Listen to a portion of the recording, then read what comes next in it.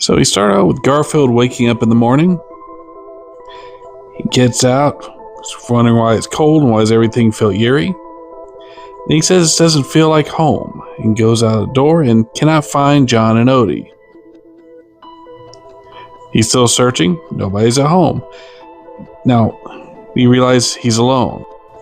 And the narrator, for some reason, is being a dick about it. Steady Garfield, there must be a good reason why the house is empty, so he's trying to steady his nerves here, even though he's clearly scared. He reasons that John must be at the grocery, and then neglected to say the word store. It's kind of bugging me. But either way, he's thinking John must be at the grocery store. Garfield, finish your sentence. But outside, we see the house is old and dilapidated. My home has been abandoned. No one has lived here for years, which caused him to realize that must mean he hasn't lived there for years. He hears a noise, runs, and finds John and Odie. And they offer him food. So he's excited, but it's an illusion. They're not there. It says, locked fast with a time when he no longer exists. Garfield grapples with his greatest fear, loneliness.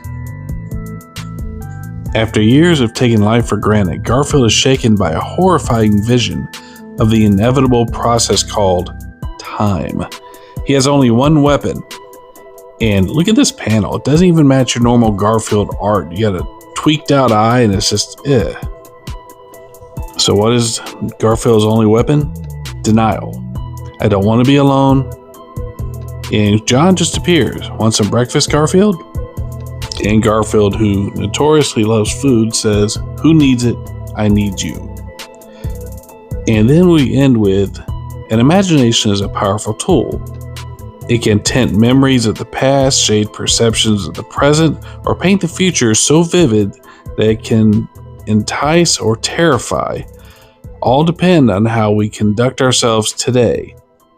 Now, this can be read in one of two ways. Either A, Garfield was, or B, the one that I think would make for a more interesting special, in my opinion, he's imagining the present.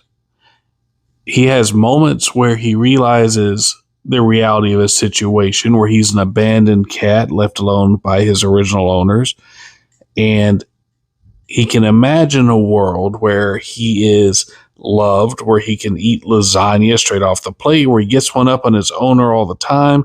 He can kick the pet dog off the table. He can mail the annoying kitten to Abu Dhabi and just live out his perfect fantasy until every so often the illusion breaks. I'll have you know Halloween's my middle name.